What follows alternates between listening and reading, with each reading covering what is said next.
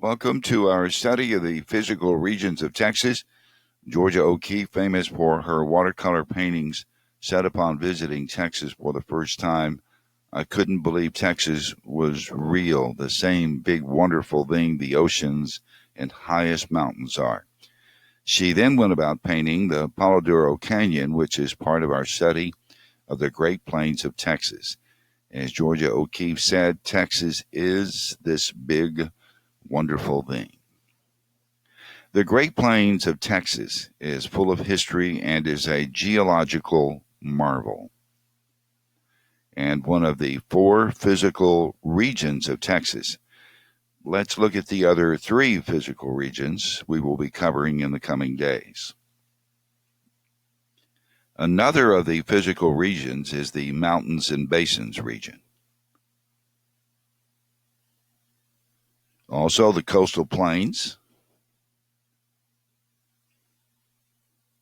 and the Central Plains, also called the Interior Plains. But for today's lesson, we are featuring the Great Plains of Texas. The Great Plains of Texas is part of a vast geographical physical feature stretching all the way to Canada. It is mainly the broad midsection of the U.S. between the Rocky Mountains and the Mississippi River. The physical regions of the U.S. and Texas side by side. Texas has four of the major physical regions within its borders simply because the state is so massive. The major cities in the region are San Angelo, Abilene, Lubbock, Amarillo, and the Midland-Odessa area, also known as the Permian Basin. In fact, much of the Great Plains is a part of the Permian Basin. On the Great Plains of Texas, it's just as common to see a wind farm as well as a windmill. Historian Frederick Jackson Turner said the 99th meridian was the beginning of the West. Waco is located on the 98th meridian. The scenery changes drastically when you cross the 99th meridian. Waco is so close to the southern edge of the Great Plains, it could be considered in this region. This is a great picture of the plains. It represents a beautiful day, flat lands, tilled fields, and probably a farmer on the horizon and his tractor hard at work, as you can see in this picture. Let's find out more about the Great Plains of Texas.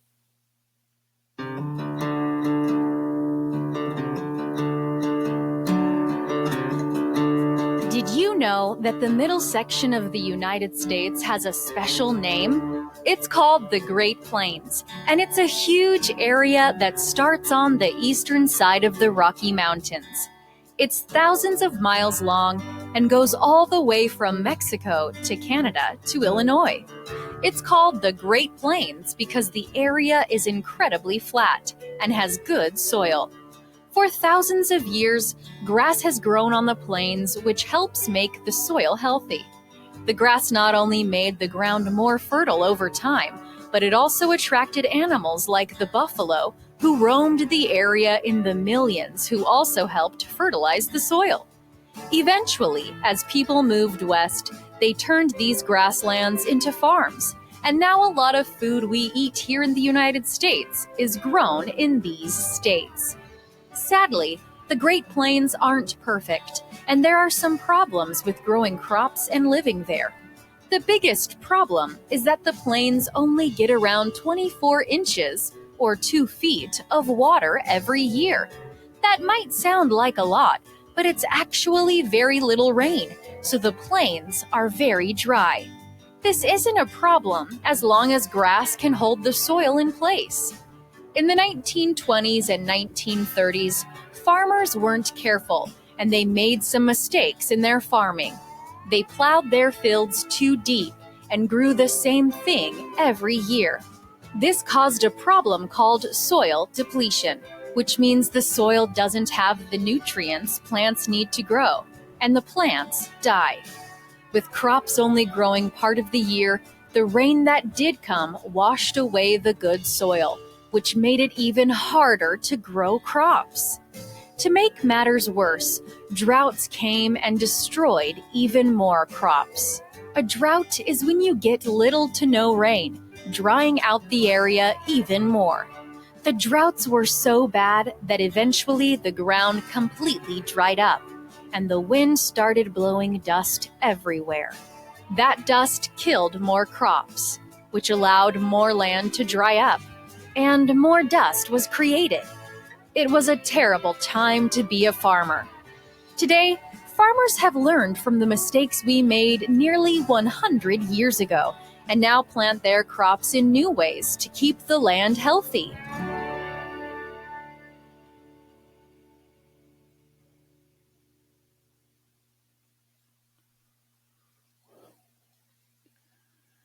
The Great Plains of Texas.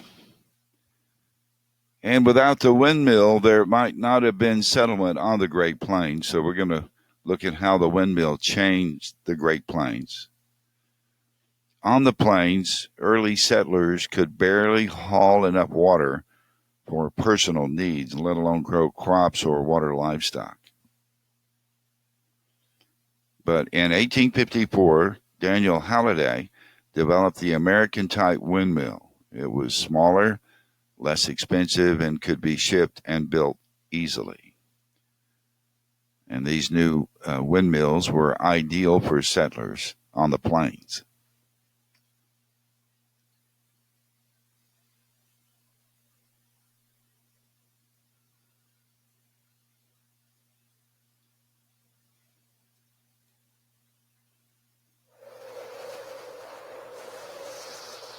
Howdy, and welcome to the Texas Bucket List, the show dedicated to everything you have to experience right here in the Lone Star State.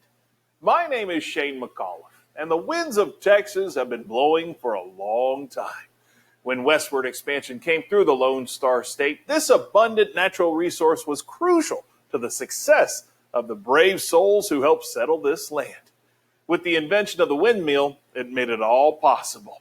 And right now in the U.S., there's only one place that makes these long, tall towers, and it's right here in Texas.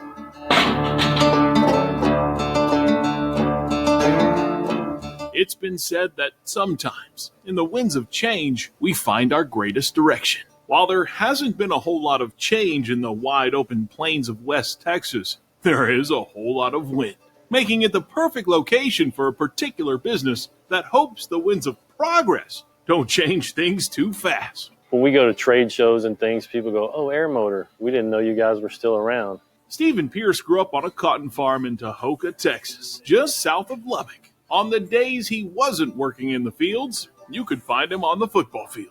What'd you play? Tailback. Tailback. Running from the work on the field, I assume. Yes. Anything to get away from that. But the fourth-generation Texan has gone back to his rural roots as the director of operations at the only windmill manufacturer in America, Air Motor. Our product is all USA made. We don't outsource anything overseas or to Mexico or anything. So we're proud of that. Air Motor got its start in 1888 up in Illinois. Only 45 windmills were sold that year. But after all this time and calling several locations around the world home, Air Motor blew on into San Angelo in 1986 and has been home to these hovering harnessers of headwind since. Safe to say the wind always blows in San Angelo. At least it seems like it. It is. And if you're in Texas, you want some free power to run a machine, can't beat a windmill. Stephen and his small crew make some of the biggest fixtures you'll find on pastures across the plains of Texas. We really have a group of great people, a really good team, people that really specialize in what they do and know their job and take pride in it. I've been doing it for 21 years and I enjoy it. I love doing the job. Brad Mitchell is the longest tenured employee on the premises, and he puts the most crucial parts together. At my age, picking up this stuff and throwing it around, feel pretty good. That stuff includes the gargantuan gears that the windmill propels to pull the water up the pipe. And when it comes to manufacturing these massive machines, that's where it all starts. This hopper cuts the teeth on the large gears, and we're cutting a set of 14-foot gears for a 14-foot motor.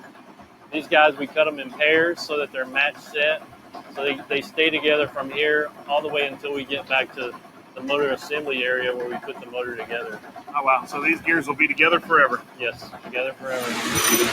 Brad gets the gears shoved into the housing. The work itself, once you figure out the tricks to it and everything, you got it pretty much made.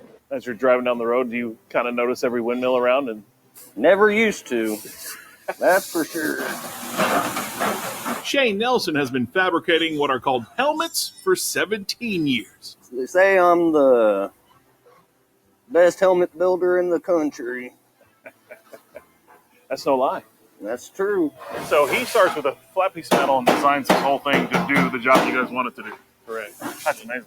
He makes the helmets and the vanes. You definitely have to know your angles to do that. You know.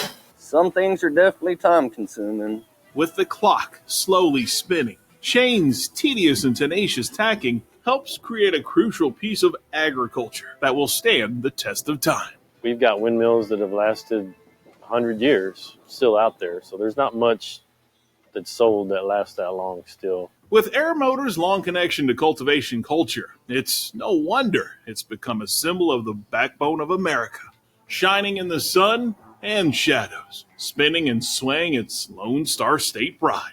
You'll probably notice when you leave how you never really noticed them before, but you'll go, oh, there's another one, there's another one. So we're proud of that, to see our name on them. You don't have to worry about electricity. You don't have to worry about the sun being out or nothing like that. All you do is you put it up out there and the wind does all the work. Ain't broke, don't fix it. Been the same for 100 years. Right. If there is a better design, we've never seen one. Once again, the winds of West Texas never die down. But change, it's hard to change something that has a history of standing tall. If you see Air Motor, you know what that is. It's part of the fabric of this country that goes back to 1888. You can drive almost anywhere in Texas and you can see a windmill and you almost automatically know it's Air Motor windmill. And knowing that you had a part of that definitely makes you feel a lot better, like you made an impact on the world around you. Instead of going through life and wondering what impact you made, drive down the road, you see it everywhere.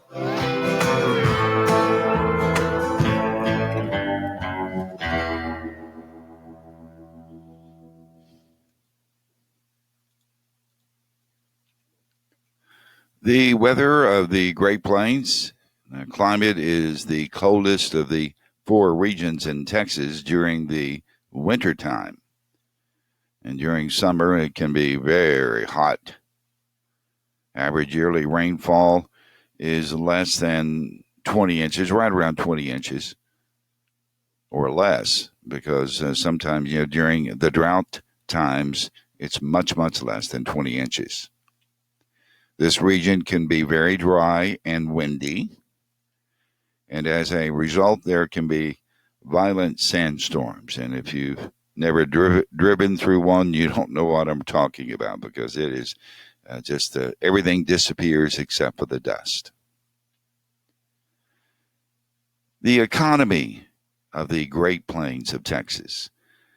Midland County in the Permian Basin produces more oil than any other county in Texas. And notice the picture at the bottom of the screen, and it shows the red area of the Permian Basin, and that covers not only part of Texas, but part of New Mexico as well. But let's get back to the economy of Texas and why Midland County produces more oil than anywhere in Texas.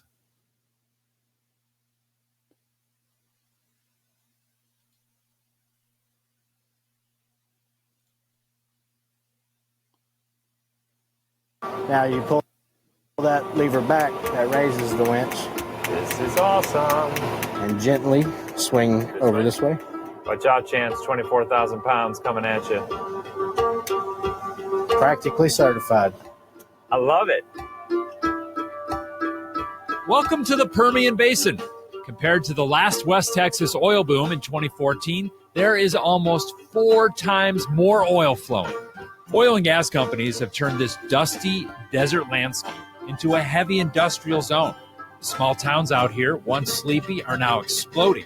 The pace is so frantic, I want to know if Texas has the infrastructure and resources to keep this up.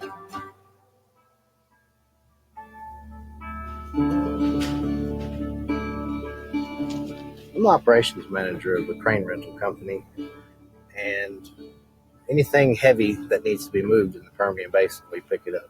We send it. Which is a lot of stuff, I hear. Everything. Everything's heavy. Everything's heavy.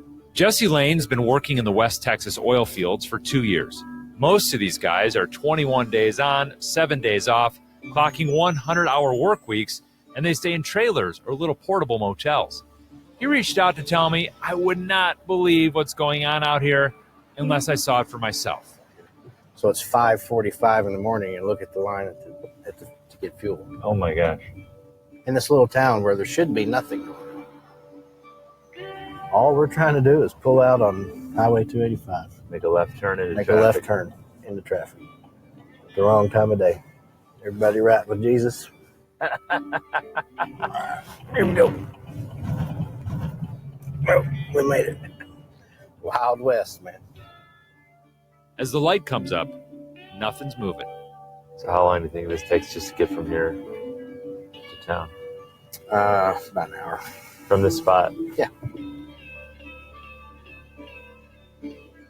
We're about a half mile from the town of Orla, population 56.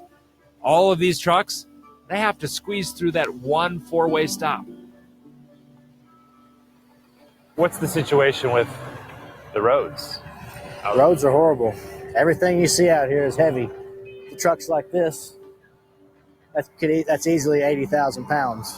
This is going to be 80,000. There's too many trucks. The roads aren't designed for that. Why did you want us to come out here and see I wanted you to see this mess.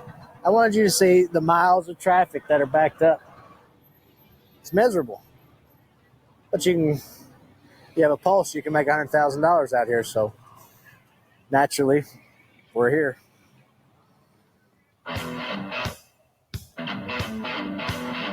Area here in Pecos has traffic jams out the wazoo.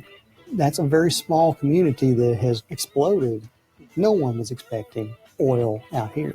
That's John Speed. He runs this region for the Texas Department of Transportation, and he's telling me that innovation in fracking is why there are so many trucks out here. During the last boom, horizontal drilling went out about a half mile. Today, they can drill out to 2 miles and beyond. That requires far more resources on the road that are essential to fracking, like water and sand. And so the amount of material that's having to be moved is vastly different than it was just a few years ago. Those surfaces are deteriorating at a much faster rate than we'd like to see them deteriorate. Fixing the roads comes at a cost. The Permian Basin now uses 10 times more of the state's highway funds than it used to. Is TxDOT's role to enable this boom and expansion to keep going? Yes. It is. It's one of the things that we do. We're trying to keep those roads up so that they can have a reliable source of that material at the well site when they need it. Crumbling roads aren't Jesse's only problem out here. It takes a lot of power to make oil and gas. There's not enough electricity out here. We have power outages left and right because of the draw. It's much worse in the summer too. You have rolling blackouts. There's a lot of times when it's 100 degrees, but you have no air conditioner in the place that you're staying. The agency that runs Texas's power grid is warning about significant oil and gas development in far west Texas. They say that's one of the reasons on the hottest days this summer, the system will feel even more strain. Whichever way you slice it, there's a lot of growth that's happening out here. To learn more, I went to see Jeff Bailey with Encore, the company that delivers electricity. He says in some places, they've seen a 400% increase in demand for power. Were you ready for 400% increased demand? From 2014 to 2018, so kind of the past 4 or 5 years, Oncor invested $1.6 billion in West Texas in infrastructure just like this. They're spending that money because they're confident that low oil prices are not as damaging as they used to be.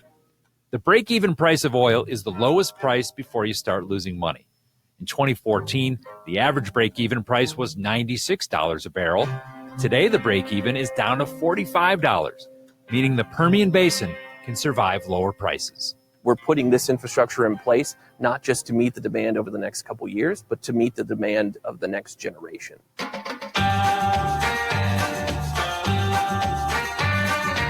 50 miles south in the town of Balmorhea, there's the world's largest spring-fed swimming pool.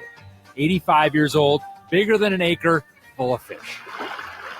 The desert spring water that feeds the pool also fills the reservoir and supports the people and agriculture through a system of canals.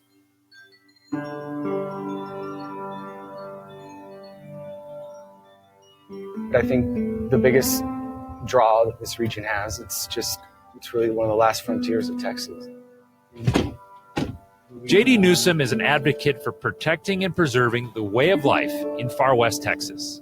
Balmorhea is something that people know around Texas because they've been here and they love it. It's a true treasure of West Texas. It is. So do you feel like there is some threat to its future? Well, that's certainly a concern of ours. The faster the water depletes, the more at risk that these spring systems face. A study from Duke University found in the Permian Basin, it takes 11 million gallons of water to frack one well. It found the demand for water to drill here is now up 770%. When the water's right here, realistically, this is the first place you're going to go to try to get the water, right? In order for us to better manage the water, we're going to probably have some different policies in effect. Doesn't that get in the way of progress and development? Yeah. Sure. Absolutely. Pecos and the areas around there, just booming, boom towns. Do you want to stop that industrialization from coming here? I don't think that's the answer. I think that would be a naive way to look at it. I think that it's not a matter of if, but when. I don't think it should be just a one-sided conversation that we have to have progress and development or we have to extract oil and gas. I think we need to be having that conversation about what's important for us. So we've seen that people are willing to work for high salaries but low quality of life. The roads are bad but getting better. Electricity is tight but more is coming. And drilling keeps getting more efficient. So can Texas keep up this growth? The answer is yes. But I think JD's question is worth remembering. Can we do all of this and leave the best of Texas for the next generation? If you've got something you want verified, send me an email.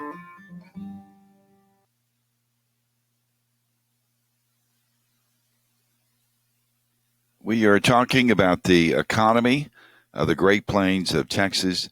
And, of course, oil is the biggest part. But there are other parts to the economy of the Great Plains. The region produces nearly 4 million bales of cotton each year. And irrigation and rich soil combined to make the region ideal for farming. Ranching is a large industry in the Great Plains. Sheep, cattle, and goats graze on the short prairie grass. Let's take a look at the physical features of the Texas Great Plains. Absolutely beautiful part of the state. And as you can see on the map, that the Llano Estacado is a huge part of the Great Plains. I would probably say 75% of the area of the Great Plains in Texas, the Llano Estacado. Now, I know that some people pronounce it Llano, and they should, because that would be the correct pronunciation, but the Anglicization in Texas is that we call it the Llano Estacado quite often. Now, Hollywood's take on the High Plains was a movie many years ago called The High Plains Drifter with a young Clint Eastwood. And also, Texas Tech University has taken a section of history of the Great Plains and the High Plains, and they have the rider, the Masked Rider, as their mascot at Texas Tech. Another physical feature of the Texas Great Plains is the Panhandle, a very flat area, as you can see by the picture. And what do you see in that picture other than an automobile on the road, but a windmill? Also is an area called the Edwards Plateau, which is a part of the physical features of the Texas Great Plains. And also the Llano Uplift. This is a geological marvel. It is an area in central Texas, approximately 14,000 square miles, that includes all or parts of 18 counties. And the bubble of the uplift is centered in Llano County, as you can see there by the arrow. Some people get the Llano Estacado and the Llano Uplift confused. But as you can see, going back to this slide, the Estacado is in the Uplift are in completely different parts of the state. So let's take a look at the Native Americans of the Great Plains. The Comanche, the Kiowa, and the Wichita learned to live and adapt to the Great Plains of Texas, and they all developed unique cultures. The Comanche were a formidable people. They were renowned as excellent horsemen. As you can see, a Comancheria that is riding his horse on the side, and so he will not be shot either by a rifle or an arrow, and to get away from his enemies. They were fiercely protective of their area, and they fought against enemy Native Indians. And they resisted the white encroachment of the Great Plains and were a terror in the Comancheria of Texas, that area that they felt like belonged to them. The Wichita lived in fixed villages notable for their large dome-shaped, grass-covered dwellings, sometimes up to 30 feet in diameter. The Wichita were successful hunters and farmers and skilled traders and negotiators. The Waco Indians were a part of the Wichita and made their home along the Brazos River. These Native Americans were part of what is called the Plains culture. Comanche and Kiowa were nomadic peoples. They lived in teepees. They killed buffalo with the atlatl, which we'll take a look at here coming up.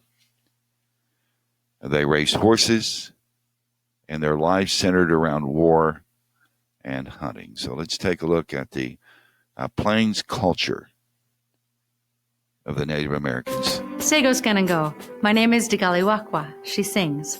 Or you can call me Joanne Shenandoah. I'm a Native American Wolf Clan member of the Oneida Nation Iroquois Confederacy. Native Americans have lived on this land for thousands of years. Today I would like to share with you the story of the Native Americans of the Great Plains.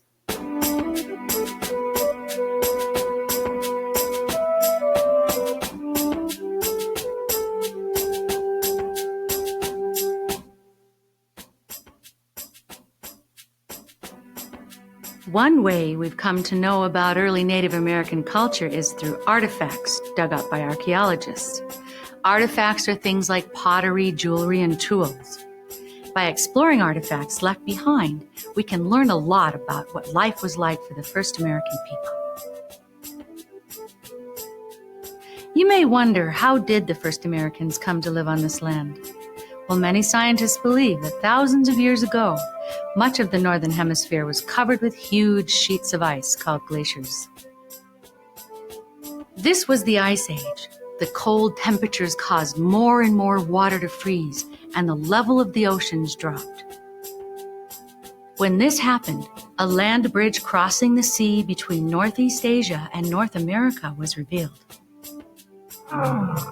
Bison, caribou, and other large animals crossed over the bridge, and the Asian people who hunted these animals and depended on them to survive followed. The people settled all over North America and formed groups or nations, becoming the first Native Americans. Some of these people settled in the Pacific Northwest.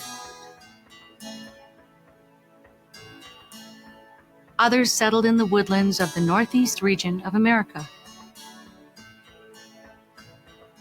Still others settled in deserts of the Southwest.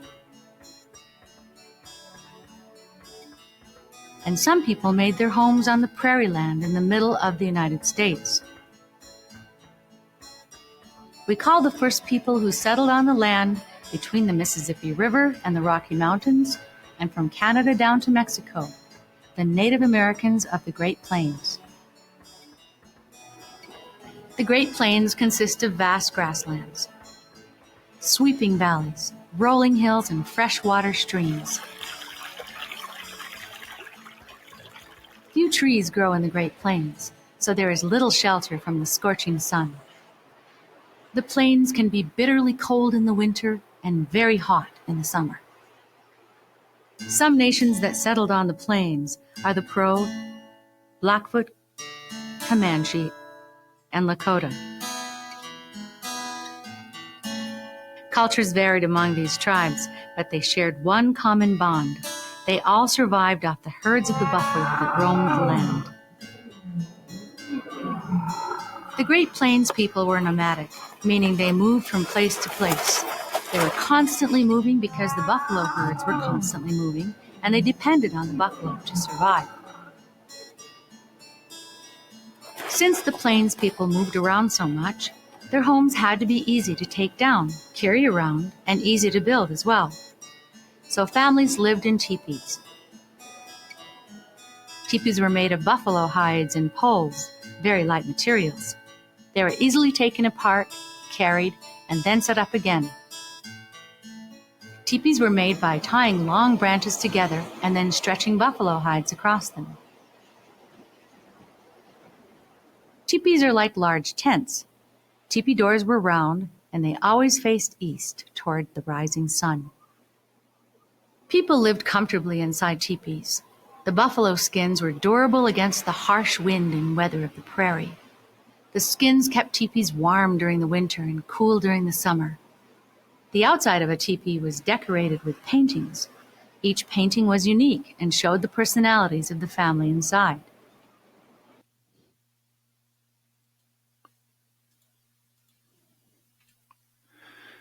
The at-addle is a spear pushed at a high velocity toward its target. Now let's watch a demonstration of the at-addle.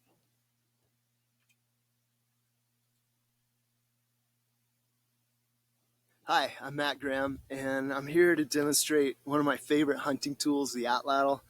I've been primitive hunting with this tool close to 20 years, as well as the bow and arrow and boomerang, but this is my go-to. It's the one I like. I love it for fishing, hunting small game, medium size, and large game. It kind of does everything, and you can get away with carrying not very much. You could actually just pack the at-addle in the backcountry and make the dart on the fly. They're fairly easy to make.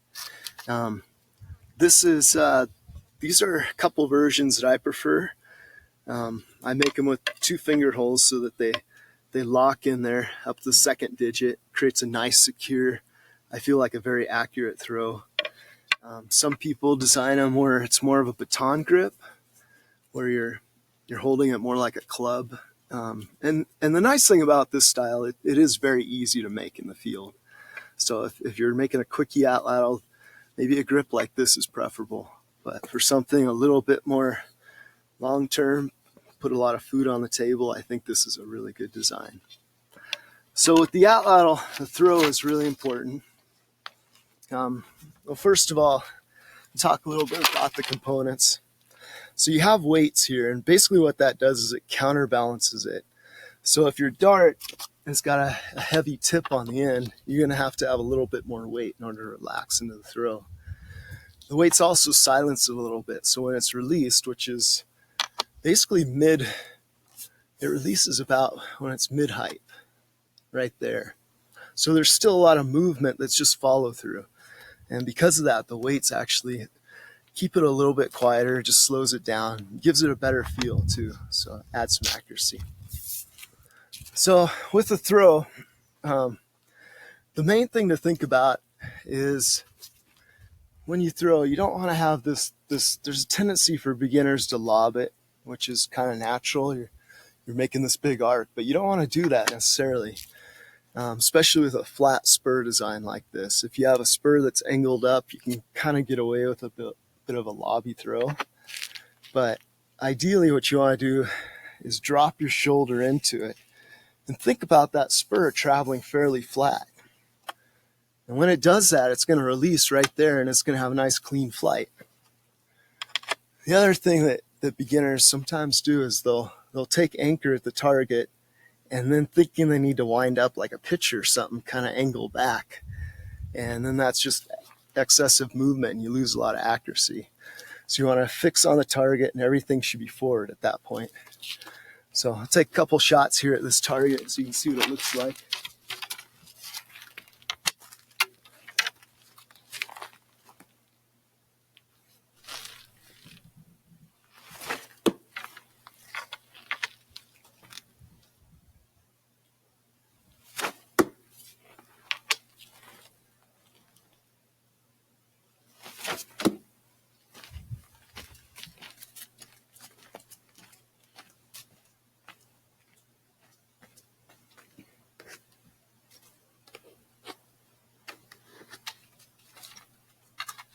So that's kind of the gist of it. I haven't actually thrown these darts for a while.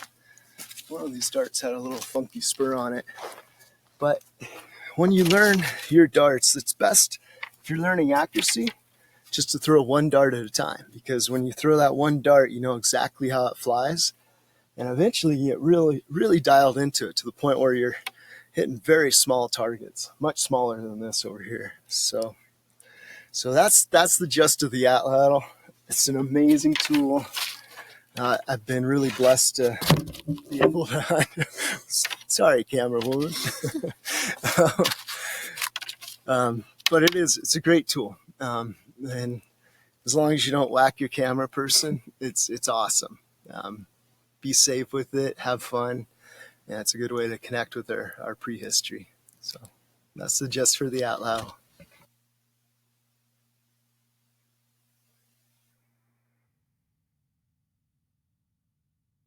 Now, this concludes today's lesson on the Texas Great Plains. So tomorrow, the Central Plains of Texas.